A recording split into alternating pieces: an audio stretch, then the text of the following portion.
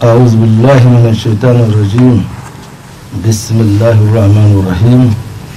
الصلاة والسلام على أشرف المرسلين سيدنا مولانا محمد وعلى آله وصحبه ومن تبعهم بإحسان إلى يوم الدين. رب اشرح لي صدري ويسر لي أمري واحلل عقدة من لساني يفقه قولي. اللهم لا سهل إلا ما جعلته سهلا وأنت تجعل الحزن إذا شئت سهلا فأمنا وزدنا علما. ثم أما بعد، السلام عليكم ورحمة الله وبركاته. وعليكم السلام ورحمة الله. Gloire à Allah subhanahu wa ta'ala qui a envoyé le prophète Mohammed sallallahu alayhi wa sallam comme une miséricorde pour toute l'humanité entière, avec comme principale mission d'annoncer les bonnes nouvelles pour ceux qui se sont confirmés au commandement d'Allah subhanahu wa ta'ala, mais également d'avertisseurs de rue du châtiment pour ceux qui se sont rebellés. Nous attestons qu'il n'y a pas de divinité en dehors d'Allah subhanahu wa ta'ala, l'omniprésent, l'omniscient, l'omnipotent. Nous attestons aussi que le prophète sallallahu alayhi wa sallam est son serviteur et son messager, chargé de guider l'humanité dans le droit chemin et pour parfaire les nobles caractères. Paix et bénédiction d'Allah soit sur lui, sur les membres de sa famille, sur ses autres compagnons, ainsi que sur tous ceux et celles qui les ont suivis dans la voie directe, c'est-à-dire celle qui mène vers l'agrément d'Allah subhanahu wa ta'ala, les siratul mustaqim. Chers frères et sœurs, assalamu alaikum wa rahmatullahi wa barakatuh. Wa alaykum salam wa rahmatullahi Nous wa nous barakatuh. retrouvons en ce jour en cette télévision Tambara pour en débattre d'une thématique. Cette thématique, il faut le reconnaître, avait fait l'objet déjà d'un entretien déjà, mais malheureusement un incident a fait que nous n'avions pas pu continuer le traitement, ce n'est que partie remise. Eh bien, nous allons nous entretenir autour de l'amour que le Coran porte pour le prophète Mohammed sallallahu alayhi wa sallam. Et c'est quelque chose d'assez extraordinaire, car pour le Coran, le prophète Mohammed sallallahu alayhi wa sallam représente plus que ses parents, plus que ses femmes, ses enfants, tout le monde. Cette vérité ne peut être perçue par un non-croyant. Et c'est pourquoi nous voyons à chaque fois que l'honneur du prophète Mohammed sallallahu alayhi wa sallam est entamé et entaché, le vrai croyant se trouve totalement concerné par cela. Et c'est pourquoi tout récemment, il y a d'ailleurs des images qui ont circulé, des états de caricature du prophète Mohammed sallallahu alayhi wa sallam. Cela n'est pas acceptable pour le croyant. Et il faudrait que les auteurs en soient ainsi informés. Pour commencer, nous avons notre frère Abdullah Fata. Comment ça va? Salam alaikum. Wa alaykum salam wa rahmatullahi ta'ala wa barakatuh. Salam alaikum. Alaykum salam wa rahmatullahi wa barakatuh. Nous voilà à peu près balisé l'entretien, sur quoi l'entretien va partir aujourd'hui. Peut-être afin d'éclairer un peu, à titre de rappel, que représente le prophète Mohammed sallallahu alayhi wa sallam pour le Coran et qui est même d'abord le prophète Mohammed sallallahu alayhi wa sallam. Frère Abdel Fattah, je te renvoie la question. Wa alaykum salam wa rahmatullahi ta'ala wa barakatuh. Alhamdulillahi rabbil alamin. Summa salatu wa salam على أشرف المرسلين محمد علم الهدى ومنار اليقين. D'abord, dans Surat Al-Tawbah, verset 24, Allah a fait une obligation aux croyants d'aimer le prophète sallallahu alayhi wa sallam. En ce sens, Allah subhanahu wa ta'ala nous dit: si toutefois vos géniteurs, père et mère, vos fils, vos frères, vos conjoints, vos proches parents, vos biens que vous avez acquis et des transactions dans lesquelles vous n'espérez pas perdre, vous craignez une perte, des somptueuses maisons que vous habitiez sont plus aimées par vous que Dieu, que son messager, ou un effort, un combat dans le chemin de Dieu, alors allez-y attendre un malheur qui va s'abattre sur vous. Et Allah a dit que lui ne guide pas un peuple pervers. Qu'est-ce que nous devons comprendre dans ce verset-ci? On doit aimer le messager sallallahu alayhi wa sallam plus que son propre père, plus que notre propre mère, et vice versa, et plus que toutes les personnes qu'Allah subhanahu wa ta'ala a créées sur la surface de la terre. Secondo, quand on prend Surat al-Ahzab verset 6, Allah dit: An-nabiyyu awla bil mu'minina min anfusihim. En toutes choses, le prophète sallallahu alayhi wa sallam est prioritaire plus que vos propres personnes. C'est-à-dire, il y a un danger qui arrive. Au lieu que je cherche à me protéger, je dois d'abord protéger le prophète sallallahu alayhi wa sallam avec ma propre personne. Donc j'ai mis ma propre personne. Je mets ma vie en danger pour sauver la vie du prophète sallallahu alayhi wa sallam. Mon père est là, le prophète est là, et un danger arrive. Je dois chercher à sauver le prophète et non pas mon papa. Tout à fait. Le vrai Coran, c'est comme ça.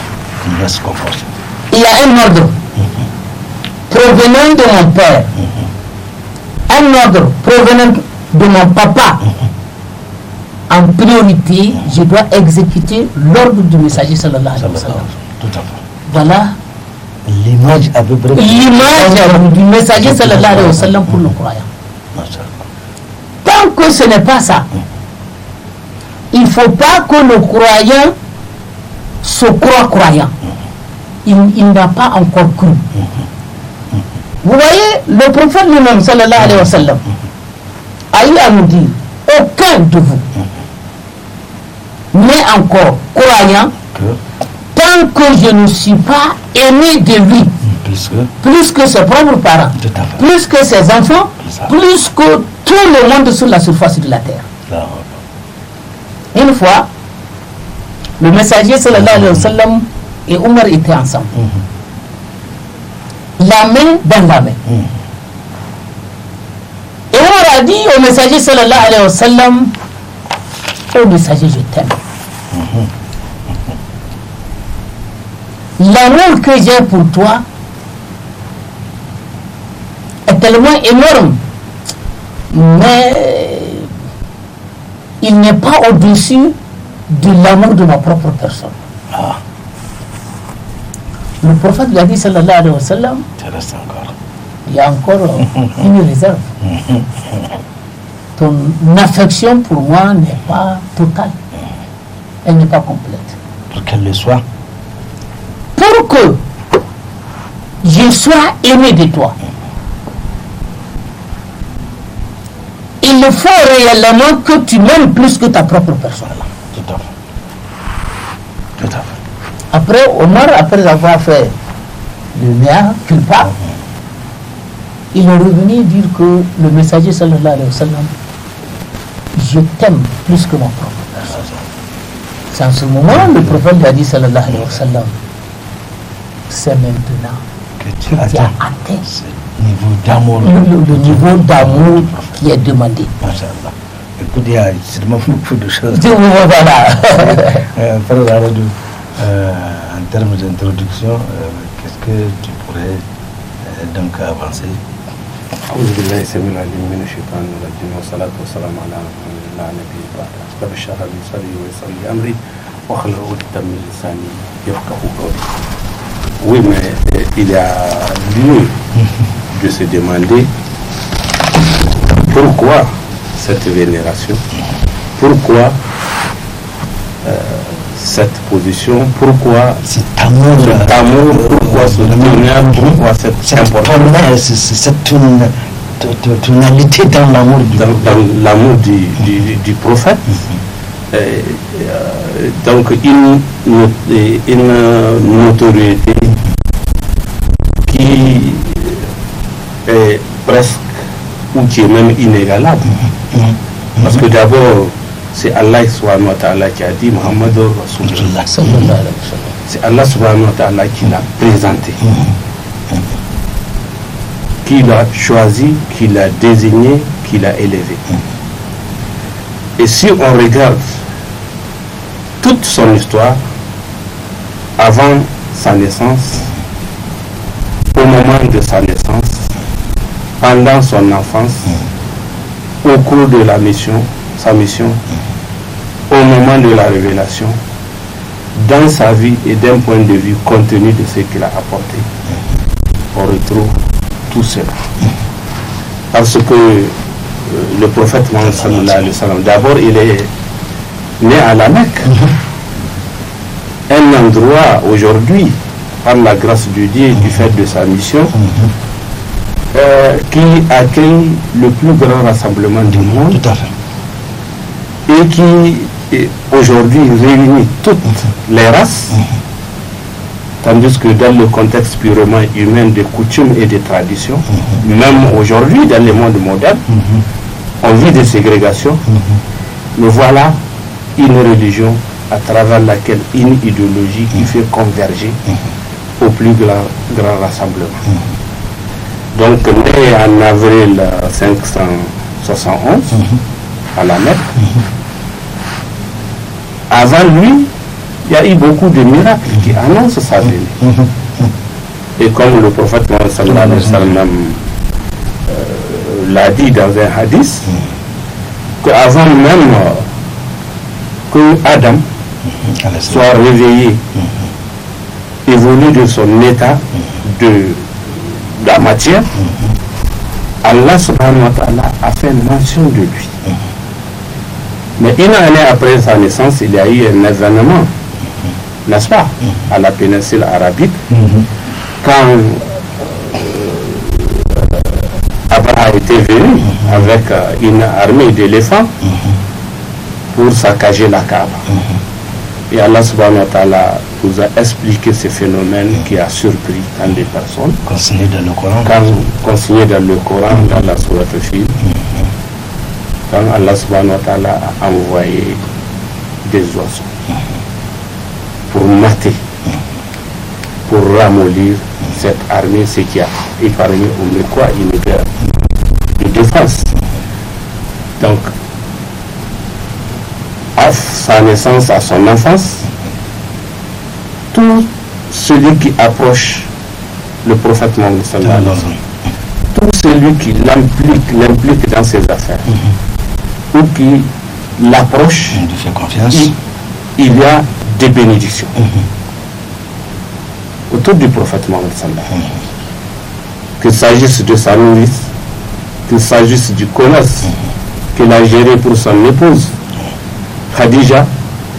Donc il y a autant de miracles autour de la vie du prophète Mohammed sallallahu alayhi wa sallam, qui a fait d'ailleurs qu'on le qualifiait bien avant d'avoir la révélation, le digne de confiance, parce qu'il avait le meilleur caractère, il avait la parole la plus véridique, il avait également, il jouissait d'une amitié la plus fidèle. Et a-t-elle enseigne que Et un compagnon disait, c'est bonne mémoire, c'est Anand ibn Harith. Il disait un jour aux mécréants, mais Mohammed sallallahu alayhi wa sallam, il était le plus sérieux, de meilleur comportement quand il était jeune. Mais aujourd'hui, vous criez aux sorciers, je continue à attester qu'il ne l'est pas pour le défendre. Donc, dans l'ignorance, ça c'est quelqu'un même qui détestait le prophète. Cette fois-ci, que le dit. Donc, à résumer, le prophète Mohammed sallallahu alayhi wa sallam, c'est une personnalité hors du commun qui mérite ce que vient de souligner le frère Abdel Fattah. Et le plus grand miracle que Allah subhanahu wa ta'ala lui a accordé, il ne l'a pas accordé aux autres prophètes, c'est le Coran, qui est non seulement un complément de la mission des prophètes, il parachève cette mission, mais c'est quelque chose de contenu de ce message, parce que c'est les prophètes, c'est parce que les serviteurs et prophètes, c'est les messagers de Dieu. S'il l'est, donc Allah a donné aux prophètes précédents des miracles qui font que certains parviennent à croire, malgré leur magie, malgré leur stratagème, malgré leur intrigue, s'ils accomplissent un geste, ils voient que ça les dépasse. Ça dépasse leur sorcier, ça dépasse leur capacité. Ils finissent par croire, mais les miracles qu'on a donnés aux prophètes, c'est le meilleur, c'est le Coran. Donc à travers le prophète, sa personne qui est vénérée, n'est-ce pas? C'est ce qu'il a apporté et qui nous suffit. Quel qu'en soit le degré jusqu'à la fin du temps, quel qu'en soit le degré du développement atteint, le contenu du prophète Mohammed sallallahu alayhi wa sallam est un miracle, ça nous suffit. Et des découvertes scientifiques contemporaines ou des savants ou des innovateurs arrivent à découvrir des choses, mais on leur dit que c'est déjà prescrit dans le Coran, apporté par le prophète Mohammed sallallahu alayhi wa sallam, par le malaïka Jibril, à partir de notre Seigneur. Alors, cet amour du prophète sallallahu alayhi wa sallam, est-ce tout simplement reconnaître qu'on aime le prophète, ou y a-t-il exigence de la matérialisation de cet amour à travers, par exemple, ce qu'il nous apporte? Allah subhanahu wa ta'ala a dit قل إن كنتم تحبون الله فاتبعوني يحببكم الله ويغفر لكم ذنوبكم. Alors Allah même dit, si nous avons de la considération pour Allah et que nous aimons Allah subhanahu wa ta'ala, l'amour que nous devons, c'est de suivre, de dire ordre est donné au prophète de nous dire de le suivre. Donc nous voyons que cet amour du prophète sallallahu alayhi wa sallam, ce n'est pas une fois encore du cinéma, excusez-moi le terme, mais c'est matérialisé par l'obéissance à ce que le prophète sallallahu alayhi wa sallam a d'abord apporté, mais également à ce qu'il a commandé. Frère Abdel Fattah, est-ce cela? Bon, je vois qu'on dirait que vous êtes allé un peu plus vite, quoi. Ah non. Et qu'il sera un peu difficile à nos auditeurs. Tout à fait. C'est vrai que c'est un sujet qui est très large. Tout à fait. D'abord, pour aimer quelqu'un, il faut le découvrir, il faut le connaître, qui il est et pourquoi on doit l'aimer. Tout à fait. Bon, on a dit que ouverture de Dieu, Allah subhanahu wa ta'ala a fait obligation pour nous, pour qu'on l'aime. Et on a donné le verset. Et Allah lui-même encore nous dit, je vous exhorte à une chose. Regroupez-vous un homme ou en groupe. Essayez de méditer sur sa vie, sa biographie. Étudiez-le. Pourquoi moi, Allah subhanahu wa ta'ala, je vous ai demandé de l'aimer. Quand vous allez faire ça là, vous allez vous rendre compte que Bon, voilà la personnalité à laquelle je vous demande d'aimer et de sacrifier vos vies. Vous comprendrez mieux. Vous comprendrez mieux. Là, quand on prend Sourate Saba, verset 46. C'est ainsi encore Allah subhanahu wa ta'ala dans Sourate Al-Mu'minun. Il dit pourquoi les gens s'obstinent à me renier. Dans le premier verset, vers la fin, Dieu nous a dit que bon, ce prophète dont je vous dis n'est pas du tout quelqu'un qui est possédé. C'est un homme, l'homme de caractère, qui sait ce qu'il fait. Et Abdullah bin Salam était un juif ou un chrétien à Médine qui travaillait dans son jardin. Quand le prophète sallallahu alayhi wa sallam est arrivé à Médine, les gens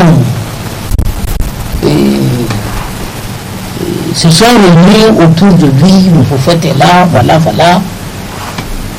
Et lui aussi, il a eu les échos. Et il voudrait aller s'assurer de la véracité de cette personnalité. Il a frayé la foule jusqu'à venir devant lui, il l'a observé. Et quel est le message qu'il a dit? Ce visage que je vois n'est pas le visage d'un menteur. Les Arabes ont dit Al-Haqq ma shahida bihi al-adu. Si ton ennemi dit que tu es sincère, c'est que réellement tu es sincère. Le seul fait de regarder son visage, parce que la lumière de la foi et de la sincérité jaillissait sur son visage. En ce moment, le prophète sallallahu alayhi wa sallam a demandé aux juifs et aux chrétiens qui étaient là-bas, celui-là, qu'est-ce qu'il représente pour vous? Ils ont dit que c'est un de nos inédits. C'est un de nos meilleurs. Il leur a dit, le prophète a dit sallallahu alayhi wa sallam, quand il va se confesser en islam, ce ne sera jamais une surprise. Abdullah bin Salam a dit que j'atteste qu'il n'y a de Dieu que Dieu et que tu es son messager. Sur place. Sur place. Et en ce moment, maintenant, ses ennemis, ses détracteurs disent non, il est le mauvais et le médiocre parmi Dieu. Ils doivent commencer à le dénigrer. Quand Allah subhanahu wa ta'ala nous demande, ce prophète-là, cherchez à connaître qui il est, parce que chaque élément provenant de sa personnalité pousse le musulman à l'aimer. Je vais essayer de nous résumer. Qui est le messager sallallahu alayhi wa sallam? Et vous allez commencer, je vous invite à compter un à un ses pères qui dans ce monde-là on peut connaître ses parents comme le prophète sallallahu alayhi wa sallam. Je pense qu'il n'y a pas. D'abord, comme ce bouquet, il s'appelle Abul Qasim. Le père de Qasim. Le père de Qasim. Muhammad bin Abdullah. Vous notez. Bin Abdullah Muttalib. Bin Hashim. Bin Abdul Manaf. Bin Usay. Bin Kilab. Bin Murra. Bin Ka'ab. Bin Lu'i. Bin Ghalib. Bin Fahar. Bin Malik. بن الندر بن كنانة بن خزيمة بن مدركة بن إلياس بن مدر بن نزار بن معد بن عدنان وعدنان بلا شك من ولد إسماعيل وإسماعيل الذبيه ابن إبراهيم الخليل الله. Voilà les paroles du messager sallallahu alayhi wa sallam. Nous qui sommes là, combien on peut citer de dire que 90 ou 19% de nous autres ne peut pas connaître le nom du C'est à peine qu'on peut avoir 4. le grand-père du grand-père. Le nom du grand-père du grand-père. Non, voilà. C'est À peine qu'on est 4. Et ici, plus d'une dizaine. Tout à fait. Sallallahu alayhi wa Masha'Allah, sallam. Masha'Allah. Alors ainsi, dans le Coran il est appelé Ahmed, dans le Coran il est appelé Mohammed. C'est ainsi que dans les premières heures de la révélation, à la Mecque, le prophète sallallahu alayhi wa sallam a eu beaucoup de problèmes, frère Khaladou. Dans le cadre de l'apostolat, dans le cadre de sa mission, beaucoup de problèmes il a eu à confronter à beaucoup de problèmes au niveau de la Mecque. Oui, effectivement. Et c'est à partir du moment où il a commencé à se présenter comme étant choisi par Allah, Voilà. un apôtre de Dieu, que les gens, les polythéistes, ont commencé à se moquer de lui. Je me rappelle à un moment, la Halima, dont le mari, sa nourrice, le mari s'appelait Kabaché. On faisait de l'ironie pour dire que c'est le fils de Kabaché qui dit qu'il a des relations avec, qu'il a été envoyé par Dieu. Des messages. Donc le message de Dieu. Mais encore, on disait que, mais lui, Dieu n'a pas vu quelqu'un à envoyer, sauf lui. On le sait, un orphelin d'abord, un fils posthume. Avant de naître, son père est décédé, sa mère, à bas âge, puis c'est son oncle, Abdul Talib, il est décédé. Donc, un orphelin, Dieu n'a pas vu qui envoyé, si ce n'est pas lui. Et ensuite, on disait, mais c'est un sorcier, c'est un menteur. Ou encore, il a réduit leur divinité. Ils en ont tant. Combien? 60 ou 300 dans la Kaaba. 60. 60 idoles que eux ils géraient. Et avec des fonctionnalités, des spécialités bien données. Mais lui, il vient le réduire en un seul. Parce que le message est révolutionnaire. Parce que le message est d'arrêter de donc, comment dirais-je, déshonorer leur grande dignité, les divinités, défier les divinités, déshonorer les grands dignitaires qui sont là, donc qui ont une autorité. Donc c'est comme s'il y a maintenant un changement de notoriété, de légitimité. On l'a traité de tous les mots. Et jusque dans sa famille, le cas d'Abou Lahab dont Allah a parlé dans le Saint-Coran, c'est un exemple. Il y en a qui menaçaient de lui jeter du sable sur le visage. Il y en a qui menaçaient de lui casser le cou quand il va venir se prosterner auprès de la Kaaba. Quand à une occasion, l'un d'autre, il est venu, il a dit aujourd'hui, si Mohammed sallallahu alayhi wa sallam vient, donc lui il ne dit pas sallallahu alayhi wa sallam, c'est moi qui le dis, alors il va lui casser le cou. Mais à une occasion, quand il est venu, le voilà, les gens s'approchaient, voir ce qui va se passer. Il y a quelqu'un qui va régler le compte, mais il a dit, dans une version on dit qu'il voit un ravin rempli de braise entre lui et le prophète Mohammed. Dans une autre version, on dit qu'il a vu un gigantesque charbon prêt à contre-attaquer celui qui va toucher au prophète Mohammed sallallahu alayhi wa sallam. Dans d'autres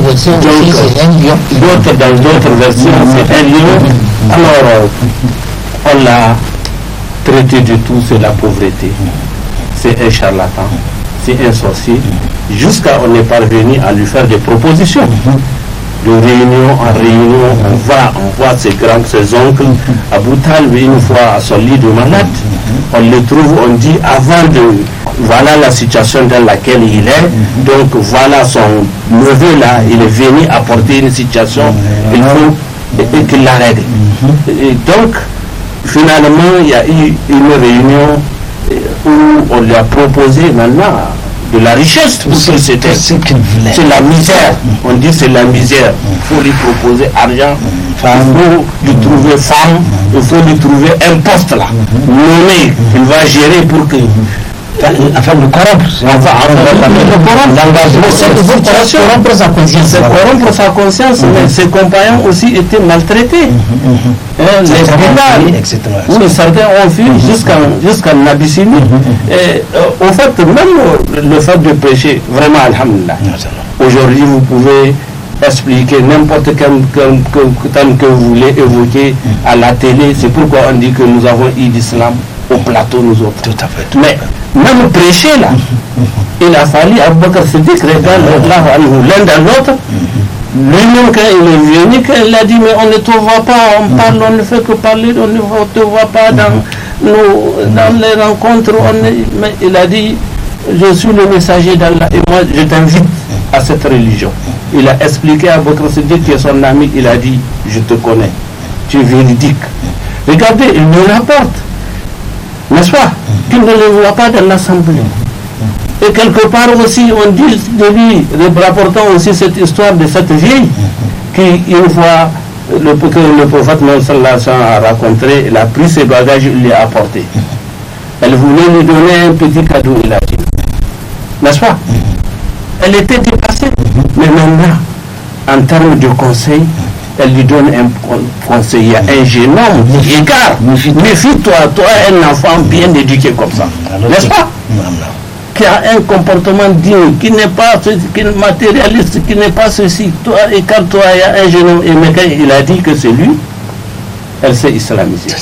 Donc, on a maltraité les compagnons à telle enseigne que c'est en douce, c'est furtivement que le prophète Mohammed sallallahu alayhi wa sallam, lui et ses compagnons, créaient leur rencontre de rappel dans n'est-ce pas? À l'occasion, parce que si on dit que tu fréquentes le groupe du prophète Mohammed sallallahu alayhi wa sallam, c'est sérieux. Même Othman ibn Affan, il a été ici maltraité. Et par son oncle, il a fallu qu'il voit sa détermination, le troisième calife de l'islam, pour le laisser qu'il ne va pas revenir. On le faisait coucher sur le sol brûlant. On le tapait, mais fort de cette foi. Ils disent que il est l'unique Allah. Ils se sont tenus. Cette situation a amené le prophète un jour à aller à Taïf, n'est-ce pas? Où il a été rejeté par les grands dignitaires de Taïf, n'est-ce pas? Et on a dressé les enfants et les enfants et les démons, les malades mentaux, pour le poursuivre, le lapider. Et à son retour, on voulait l'empêcher de revenir dans sa ville natale. Il a fallu donc. Tel est à résumer la situation brièvement, à résumer très succinctement. Mais n'oublions pas de rapporter ce que Omar ibn Khattab, ce qui a fait l'islamisation d'Ibn Khattab. C'est dans ce brouhaha, dans ces ragots, dans ces critiques, dans ce malaise des polythéistes qui se sentaient menacés, leur pouvoir menacé, leurs ancêtres maltraités, honnis, n'est-ce pas? Leur Dieu maltraité, rabaissé. C'est dans cette situation de malaise collectif à la Mecque, malaise notamment des polythéistes, qu'un jour Ibn Khattab a décidé de régler la situation. Il s'est islamisé. Et à l'occasion, il s'est islamisé. À la grande surprise à la grande surprise. Et maintenant, il a décrété personnellement ce qu'on fait en cachette, la prière, on va la faire publiquement. Tout à fait. Voilà un pan de l'histoire. Voilà un pan. Mais nous, au niveau de donc qu'est-ce qu'on nous demande? Frère Abdel Fattah, nous voyons que les premiers à aimer le prophète sallallahu alayhi wa sallam, c'est d'abord ses compagnons. Ils se sont consacrés corps, âme, Et au nom de l'islam, y compris tout leur bien. C'est dans cette voie-là aujourd'hui que le Coran en maints endroits nous invite, nous aussi, à manifester cet amour vis-à-vis du prophète Mohammed sallallahu alayhi wa sallam. Bon, tel qu'on l'a dit, c'est un sujet qui est très très vaste. Et moi, je vais d'abord encore insister sur la connaissance du messager. Tout à fait. Sa personnalité. Pour qu'on puisse l'aimer, il faut connaître son rang. Qui est-il? Muhammad sallallahu alayhi wa sallam est le serviteur de Dieu, l'élu de Dieu. qu'Allah subhanahu wa ta'ala a choisi parmi ses serviteurs. C'est son préféré, son messager qu'il agrée. Il a confiance en lui. Le prophète Mohammed sallallahu alayhi wa sallam est le sceau de la prophétie. Le prophète sallallahu alayhi wa sallam est l'imam de tous les fervents croyants. Mohammed sallallahu alayhi wa sallam est le patron des messagers. Il est né du tout miséricordieux. Il est le distingué des élus. Tout celui qui va prôner être encore prophète avec lui. Ou après lui? Oui, après lui. Avec lui? Ou après lui? Oui, avec lui, après lui, n'est qu'un menteur. Voilà l'homme sur lequel nous sommes en train de parler. Maintenant, quant à ce prophète-là, Allah subhanahu wa ta'ala nous demande de reconnaître sa valeur, de le soutenir dans sa mission, de connaître sa valeur. Et même si par ailleurs on refuse de le faire, lui il l'a déjà fait.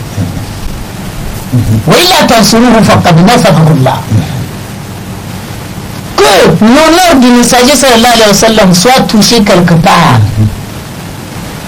que sa religion soit vilipendée quelque part, vous refusez de le soutenir, vous refusez de manifester vos désarrois. Allah a dit que moi, déjà je l'ai soutenu. Voilà, ça c'est clair. Et voyez les gens qui l'ont sérieusement aimé, qui l'ont côtoyé. L'histoire nous en rapporte à la guerre de Uhud. Une femme ayant perdu son père, perdu son mari, perdu son frère, perdu son fils, elle est venue demander quelle est la situation du messager sallallahu alayhi wa sallam. Que le messager sallallahu alayhi wa sallam s'est inquiété. Elle s'est inquiétée. On lui a fait savoir que le messager sallallahu alayhi wa sallam se porte bien. Elle dit, montrez-moi son corps, où est-il? Il faut que je le voie de visu. Il a fallu que cette femme voit le messager sallallahu alayhi wa sallam de ses propres yeux. Et en ce moment, elle a dit, tout malheur qui puisse arriver à quelqu'un, si toutefois toi tu es en paix, c'est à négliger. Donc nous le voyons que les compagnons ont manifesté un amour profond vis-à-vis du prophète sallallahu. Vous voyez, ça c'est... Revenons encore toujours à l'amour que ses compagnons l'ont manifesté toujours le jour de Uhud. Talha ibn Ubaydillah, il fait partie des 10. Les 10 auxquels le messager sallallahu alayhi wa sallam a fait bonne annonce de retour au paradis. Voilà. Le jour de Uhud, il a mis sa main pour protéger le messager sallallahu alayhi wa sallam afin qu'il ne reçoive pas un coup jusqu'à ce que ce bras-là soit paralysé. Sallallahu alayhi wa Rasulullah. On a aussi Abu Talha al-Ansari qui a mis son dos comme bouclier pour protéger le messager sallallahu alayhi wa sallam le jour de la guerre de Uhud. Quand le messager sallallahu alayhi wa sallam devait quitter la Mecque pour Médine, il a invité Sayyidina Ali qui en ce temps-là avait 23 ans. Il dit à Sayyidina Ali, voilà mon lit sur lequel je me couche, ma couverture avec laquelle je me couvre, prends ma place afin qu'on puisse tromper les mécréants et rien ne va t'arriver. Sayyidina Ali radiallahu anhu a préféré sacrifier sa vie pour sauver la vie du messager sallallahu alayhi wa sallam, a accepté la proposition et il est allé prendre place. Sallallahu alayhi wa Rasulallah. Aujourd'hui, est-ce que nous manifestons cet amour-là à l'égard du messager sallallahu alayhi wa sallam? Ce qu'on nous demande aujourd'hui, l'honnêteté, la loyauté, la sincérité est difficile pour nous. À plus forte raison, tous ces sacrifices-là. Alors, je reprends ma question de tout à l'heure. Oui. Comment manifester aujourd'hui, en l'absence du prophète sallallahu alayhi wa sallam, absence physique, ses compagnons, ils l'ont protégé, ils ont sacrifié toute leur âme, tout leur bien. En son absence aujourd'hui, il nous a laissé, alhamdulillah. Voilà, c'est maintenant que votre question-là a sa place. Tel que Allah subhanahu wa ta'ala s'adresse, puisque le Coran il est immuable, il répond à toutes les questions et à tout le temps. Si aujourd'hui nous sommes des musulmans sincères, nous avons l'amour de Dieu dans nos cœurs, c'est un défi qu'Allah nous. Tout à fait. Chose. Tout à fait. Si est vrai que nous aimons Dieu, Dieu nous dit que ce messager dont nous sommes en train de décrire, dont nous sommes en train de parler, faites ce qu'il vous dit de faire. Abstenez-vous de ce qu'il vous interdit. Imitez-le dans tout ce qu'il fait. Comment est-ce qu'il boit de l'eau? Comment est-ce qu'il marche? Comment est-il sincère? Comment il se couche? Si vous faites exactement ce qu'il fait, je suis satisfait de vous.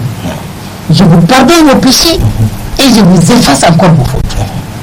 Voilà ce qui nous est aujourd'hui difficile. Et c'est ce qu'on demande aujourd'hui. Et voilà la chose la plus simple qu'on demande aux gens. Priez tel que le prophète prie, sallallahu alayhi wa sallam, jeûnez tel qu'il jeûne, faites vos rites de Hajj et Oura tel qu'il l'a fait. Aujourd'hui, est-ce que c'est comme ça que les musulmans se comportent? Aujourd'hui, est-ce que nous sommes dignes de confiance? C'est une question. C'est une question. Parce qu'on ne doit pas être un musulman et être du mauvais comportement. Tout à fait, tout à fait, tout à fait. Parce que dans toutes les qualités qu'Allah subhanahu wa ta'ala encore a mises en valeur pour le messager sallallahu alayhi wa sallam, il a dit qu'il est digne de bon comportement. Comment on peut se taper la poitrine, dire qu'on est soumis et que vraiment que nos comportements sont voilà le bon problème. Voilà la situation dans laquelle alors aujourd'hui nous nous trouvons. Oui, d'un point de vue qualité Je vous laisse finir. Non, bon, absolument. D'un point de vue qualité, quand on a demandé à Aïcha Non. Qui est-il? qui est le prophète, Non. quel est son caractère, mais à une occasion, elle répond à la personne: n'as-tu pas lu le Coran? Allahu Akbar. À une autre, elle dit: va lire le Coran. C'est ça le caractère du prophète Mohammed. Mais aujourd'hui, il y a lieu de se demander, on vit encore dans l'ombre d'un doute Quant à son amour, quant à son amour, quant à sa position, ou quand on affiche une indifférence. Voilà, on touche le prophète, on le dénigre sans dire rien à la personne. Est-ce que ça, c'est le comportement d'un véritable croyant? oui, alors qu'il incarne une source du droit islamique, une source de notre comportement, n'est-ce pas, de notre droit islamique, une source de notre façon de vivre. Mais de quoi doutons-nous? Après avoir connu tous ces miracles accomplis par le prophète Mohammed, 1400 ans. 1400 ans. Et c'est... À une occasion, comme il le disait, à la bataille de Uhud, l'œil d'Ibn Qatada était sorti de l'orbite. Mais le prophète Mohammed l'a ramené, l'a glissé lui, et c'est devenu plus correct que l'œil n'y était. Un autre a eu la jambe fracassée. Le prophète a invoqué, c'est revenu intact. À une occasion, un bédouin passé, le prophète Mohammed sallallahu alayhi wa sallam a dit, lui a demandé: veux-tu un bien? Le prophète Mohammed sallallahu alayhi wa sallam, le bédouin a dit: mais quel est ce bien? Le prophète Mohammed sallallahu alayhi wa sallam lui a dit: atteste qu'il n'y a point de divinité en dehors d'Allah, un et unique, et que moi je suis son messager, le prophète. Le bédouin lui a dit: mais quelle est la preuve de tout ce que tu dis? Le prophète Mohammed sallallahu alayhi wa sallam lui a dit: cet arbre. Et voilà que l'arbre qui était au bord d'une vallée a commencé à avancer sur ses racines. Il a répété 3 fois cette scène avec l'arbre. Donc, vraiment, c'est dire que au stade où nous sommes, il y a quand même ce que les savants disent le plus souvent. Pour connaître l'islam, à chaque fois, il faut lire l'histoire du prophète Mohammed. Tout à fait. Il faut la lire. On ne peut pas être musulman et ne pas connaître l'histoire du prophète. Mais on connaît quand même l'histoire des auteurs de la négritude, des auteurs de la littérature africaine, l'histoire de ceci, de cela. Donc, il y a une conviction à régénérer. Il faut se cultiver. Parce que même Allah subhanahu wa ta'ala a dit: connaissez-moi avant de m'adorer. Il n'y a pas d'adoration dans l'ignorance. Donc, le prophète Muhammad sallallahu alayhi wa sallam, on sait que aujourd'hui chacun tient avec 2 mains l'histoire de ses grands-parents. Quand on dit grands-parents, on tient. Quand on dit ethnie, on tient. Quand on dit pays, on tient. Quand on dit région, on tient. Quand on dit race, on tient. Mais ça, c'est un ennemi de Dieu, vient de le dire, que Dieu a mis au-devant de tout le prophète, avec un message qui nous suffit jusqu'à la fin du temps. N'est-ce pas? Il y a lieu de le reconnaître, parce que les compagnons du prophète Mohammed sallallahu alayhi wa sallam, ils ont suivi le prophète scrupuleusement à telle enseigne, même après son décès. S'ils ont l'habitude de s'accroupir sous son arbre pour passer, en repassant alors que l'arbre a disparu, ils essaient de faire la chose. Parce que tellement ils croient, tellement ils ont confiance que les scientifiques, il y a de la science dedans, il y a du gain, puis il y a de la vérité derrière ce qu'il fait. Il agissait comme ça.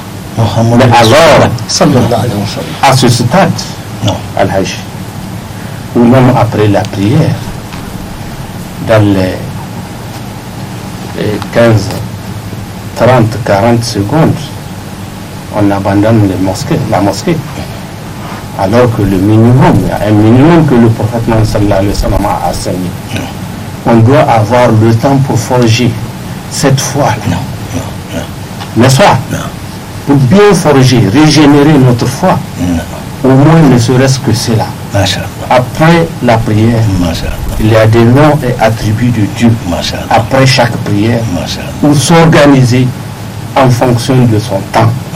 Avant d'aller au service après la prière de l'homme, après telle prière, avant de se coucher ou nuitamment, il y a lieu de régénérer notre foi. Tout à fait, frère. Tout à fait. Frère Abdel Fattah, il nous reste 10 minutes.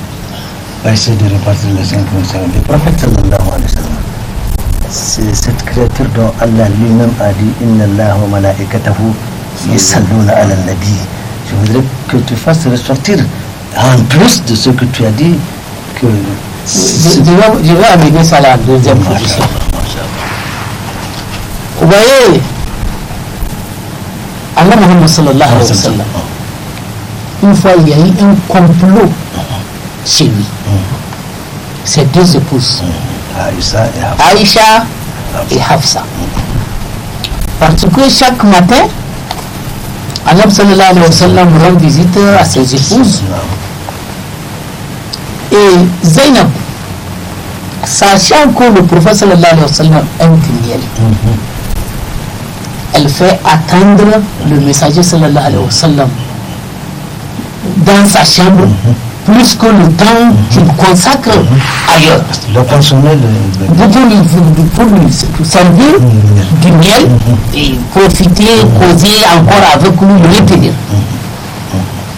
Ces deux épouses ayant constaté que le prophète sallallahu alayhi wa sallam met assez du temps là-bas plus que dans leur chambre, ont cherché à savoir quelles sont les raisons.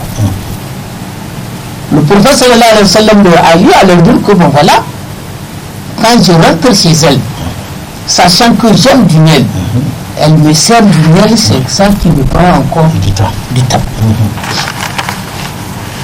Ces deux épouses se sont entendues afin qu'ils puissent abandonner la pratique. Elles sont jalouses. Quand le prophète sort de là-bas, sallallahu alayhi wa sallam, chacune d'elles, quand le prophète vient vers elle dans sa chambre, ferme le bruit. Devant cette situation, le prophète est dépassé, sallallahu alayhi wa sallam. Qu'est-ce qui ne va pas? Ah, quand tu sors de chez Zainab, ta bouche pue. Mais pourtant, je ne prends que du miel. Ah bon, sincèrement, ta bouche pue. De ce fait, le prophète sallallahu alayhi wa sallam a dit que pour avoir l'agrément de ses épouses, que bon, c'est fini. À partir d'aujourd'hui, je ne veux plus consommer du miel. Et sur le Tahrim est descendu. Voilà. Et Allah subhanahu wa ta'ala a fait une mise en garde à ces deux épouses. Suite à cette révélation, vous avez saisi mon message, cherchez pardon. Vous ne le faites pas, moi-même Dieu, je suis prêt à le venger. Jibril va le venger. Les fervents croyants vont le venger. L'ensemble des anges vont s'unir pour venger le messager sallallahu alayhi wa sallam. Un nous dit, ne suffit-il pas à Allah subhanahu wa ta'ala lui-même quand il a dit qu'il va venger le prophète, que ça se limite à ça? Allah suffit. Allah suffit. Il a dit, bon, l'interprétation veut dire que quand vous touchez à l'honneur, à l'intégrité du messager sallallahu alayhi wa sallam, vous avez fait du tort à Dieu. Vous avez fait du tort au messager lui-même. Vous avez fait du tort à Jibril. Tous les fervents musulmans, même chose. Et tous les anges, la même chose. Donc comment un inconditionnel, un individu va s'attaquer à l'honneur du prophète sallallahu alayhi wa sallam et puis bénéficier gratuitement comme ça et s'en aller? Jamais la conscience, la personne elle est là, elle existe. Inch'Allah. à votre question. Quand vous fouillez tout le Coran, il y a des ordres qu'Allah subhanahu wa ta'ala a fait aux croyants. Mais ce seul ordre-là, avant qu'il ne parvienne aux croyants, Dieu lui-même a dit que ce que je vais vous ordonner de faire, je le fais. Mais si je le fais, alors je vous recommande de vous demander la bénédiction et le salut. À savoir que le prophète sallallahu alayhi wa sallam n'est pas n'importe qui. Bien sûr. Bien sûr. Il y a un monsieur qui a fait le Hajj, c'est toujours dans le même ordre. Tous les endroits, partout, il a mis tout son temps quand il était allé au Hajj, il ne fait que salat al-Nabi sallallahu alayhi wa sallam. À la Mecque, il s'était couché. Quand il a vu en rêve le messager sallallahu alayhi wa sallam qui lui a dit assalamu alaikum. Wa alaikum assalam wa rahmatullah. Voulant attraper la main du messager, il s'est réveillé. Bien sûr. Bon, il y en a beaucoup à dire.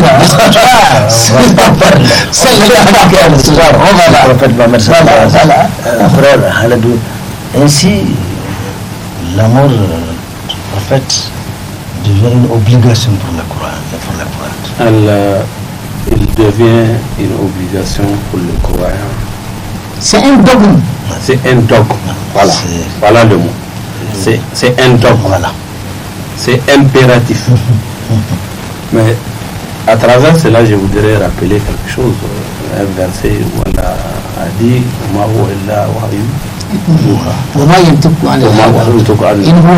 ne travaille pas par la passion. N'est-ce pas? Donc, avec la subjectivité, le prophète ne travaille pas avec la subjectivité. Rappelons ces hadiths où il dit même si c'est Fatima qui, sa fille qui commet un vol, elle va lui couper ça. Mais aujourd'hui, on a tendance, même dans les cercles des musulmans, on dirait qu'on a tendance, pas à 100%, avec certains comportements, on dirait qu'on a tendance à minimiser ce qu'on appelle la sunna du prophète. Non. On n'attache pas l'importance qu'ici. Alors que les musulmans nigériens, ils sont majoritairement sunnites. Ils croient au prophète, ils pratiquent sa sunna. Mais sans sunna du prophète, comment est-ce qu'on va prier? C'est pas possible. Les articulations de la prière. Dieu a dit de prier, mais est-ce qu'il y a comment faire la prière? Le Hajj, il a guidé les gens, les partis, faire une démonstration. Alors, cette sunna, c'est quelque chose de fondamental. Il ne faut pas la banaliser sous l'esprit de ne pas être trop fanatique, de ne pas être intégriste. Comme il a dit, il faut le connaître. Il faut connaître qu'est-ce qu'il a fait, qu'est-ce qu'il a laissé. Il faut être un bon croyant. La sunna, c'est la seconde source de l'islam, mais elle explique. C'est un détail, c'est un mode de pratique, un mode d'emploi du Coran. Il est l'exemple. Tout à fait. Donc c'est ça, il a exercé, il a parlé, il a fait des gestes pour interdire, et les compagnons se sont interdits la chose à travers des gestes. Donc il a parlé. C'est ça notre modèle. Et la personne de lui qui a apporté tout ça là. N'est-ce pas? Mais rappelons-le, sa personnalité, elle est particulière. Et la confirmation de cela, il ne travaille pas par la passion. Cette passion lui a été extirpée depuis le bas âge, tandis qu'il jouait avec des enfants. Tout à fait. On a ouvert sa poitrine pour la lui enlever. Donc il y a plein de témoignages. La personnalité du prophète Mohammed sallallahu alayhi wa sallam, c'est une personnalité à vénérer. Une personne, il n'y a pas de groupe en principe dans la sunna d'Allah. Je dis ce terme. Il n'y a pas de groupe sans guide. Dieu l'a dit dans le Coran, même des autres créatures. Il n'y a pas d'autres créatures ou même des oiseaux qui battent, qui volent avec, qui n'ont pas de guide, n'est-ce pas? Tout à fait. Il l'a au n'est-ce pas? Donc, c'est notre guide de croyants nous devons avoir le cœur attaché au prophète Mohammed sallallahu alayhi wa sallam. Tout à fait, sallallahu alayhi wa Même dans nos actes culturels, même dans ce qu'on fait de privé, les askars, on doit avoir le temps de faire des prières sur le prophète Mohammed sallallahu alayhi wa sallam. Mais on ne doit pas rester passif Bien sûr. quand on touche à la personne du prophète. On est là à ne quoi faire, on ne sait quoi faire, on ne sait. On dirait que ça ne nous regarde pas. Ça, c'est pas, c'est comme ça, ça, par exemple. il a dit, celui qui ne s'occupe pas de la situation de la communauté, il ne fait pas partie de cette communauté. La communauté a décidé qu'il faut punir tous ceux qui se sont comportés comme ça devant le prophète. Il faudrait que le croyant accepte cela et qu'il suive si c'est un ordre de la communauté, parce que ces gens, on le fait, on sait qu'ils le font pour dénigrer le prophète. On ne peut pas dénigrer le prophète, tout comme à la Mecque où des gens voulaient l'insulter. Lui s'appelle Mohammed, c'est-à-dire celui qui est qu'on loue, qui est doué de louange. Donc tu ne peux pas l'insulter. C'est pourquoi d'ailleurs, au lieu de dire qu'il insulte Mohammed, il dit Zamzam, c'est-à-dire il lui reproche tout ce qu'il est en train de faire. Alors, il y a une autre phrase. Non.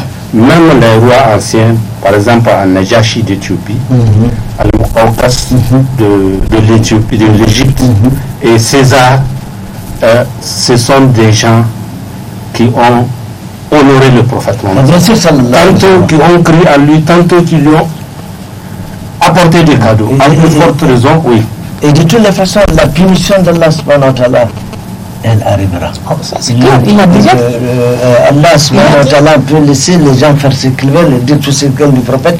On peut insulter, c'est-à-dire on peut insulter Dieu même et qu'il se taise. Mais on ne peut pas toucher à l'honneur du messager sallallahu alayhi wa sallam et que vous êtes pas. Tels sont à peu près ce que nous avons voulu dire ici et attirer l'attention de la communauté de façon générale sur ce qu'il convient d'appeler le véritable amour du prophète sallallahu alayhi wa sallam, surtout la défense de sa dignité devant ces pervers qui sont sans loi ni foi, et nous prions Allah subhanahu wa ta'ala de les punir comme il veut, afin que cela puisse servir de leçon à ceux qui tenteraient de toucher au prophète Mohammed sallallahu alayhi wa sallam. Frère Abdel Fattah, tu nous couvres cet entretien par une prière. اللهم صل على محمد وعلى محمد كما صليت على ابراهيم وعلى ابراهيم وبارك على محمد وعلى محمد كما باركت على ابراهيم وعلى ابراهيم في العالمين انك حميد مجيد.